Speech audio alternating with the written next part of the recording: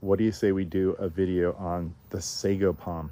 Sometimes I ignore the more common plants, but it's probably better if I cover them because that way people know. Everybody loves sagos. There's a lot to know about them.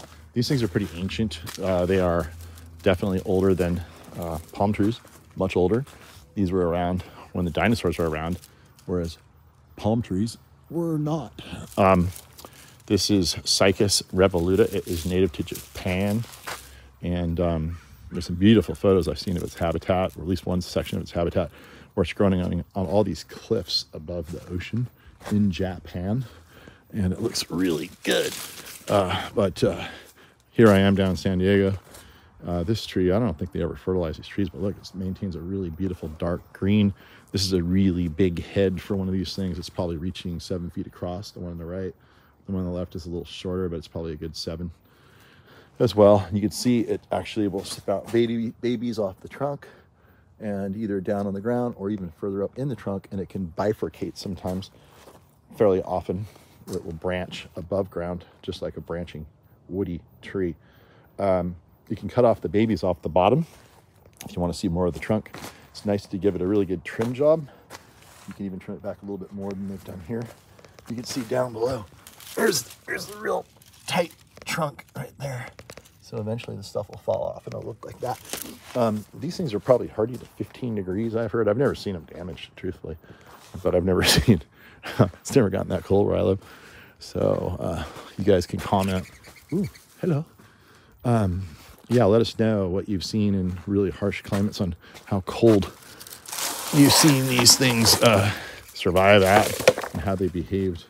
But it's more like a succulent than a palm tree. It's really drought tolerant once established, and it looks completely lush, but it's super drought tolerant. Now you'll notice that the fronds are really stiff, real stiff, which is part of its drought tolerance. It also has a shimmery shine to it that reflects the sun. That's part of its drought tolerance, but because they're so stiff, they don't wave around in the wind, so they don't lose moisture that way, and adds to its drought tolerance. Is that enough about drought tolerance? Anyway, it's drought tolerant. It's a wonderful plant to put in a pot because it loves drainage. You have really good drainage in pots, and it can, handle quite a bit of time without water. In fact, you don't want to overwater. You overwater it, you're going to rot it. Don't do that. And if you grow it in a pot, muy importante. In Spanish, that means very important. Make sure that this thing, the roots don't grow down and plug up the drain hole. Happens all the time. Maybe not all the time, but most of the time. Because then it'll fill up full of water, and you'll wish it hadn't, because it'll die. And you'll be calling me, going, "Gary, why is my Sago Palm dying?" In fact, I have a video about that. Maybe I'll put the link in the description. You can watch that one too, in case you have insomnia some night and you need to fall asleep real quick. So anyway, that's the Sago Palm. It's a really nice palm. We always have it in various sizes. Sometimes we have big ones, little ones. What's cool, you can get really big ones, and they don't grow hardly at all. So if you want something really big, a certain size, but you don't want it to grow, like a queen palm grows 2-3 feet a year, it just goes crazy on you. But if you want a big Sago Palm, you can get a big, sometimes we have Sago Palms you can walk under. Stick that thing next to your pool, it'll just be like that almost forever, just slowly grow. See how I emphasize slowly? That's what it'll do, slowly grow.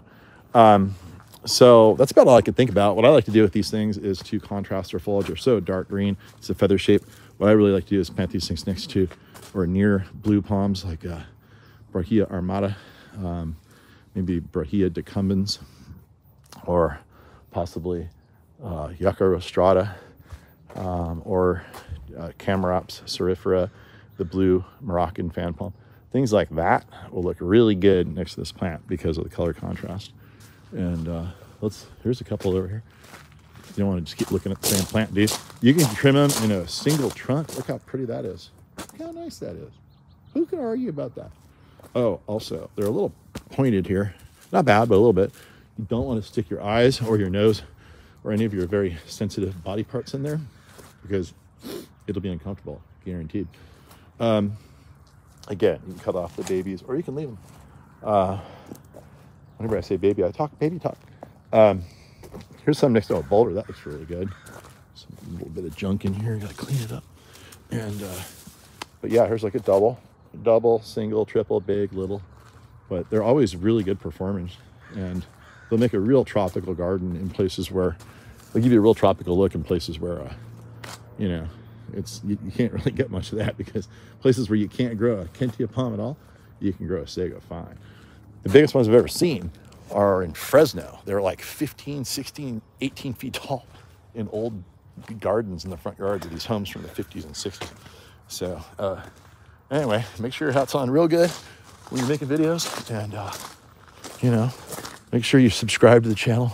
You're not going to want to miss a single thing I talk about, because everything I talk about will put you to sleep eventually if you watch it enough. All right, hope you snooze off well tonight, and that you're doing well, and well, now you know about Sago.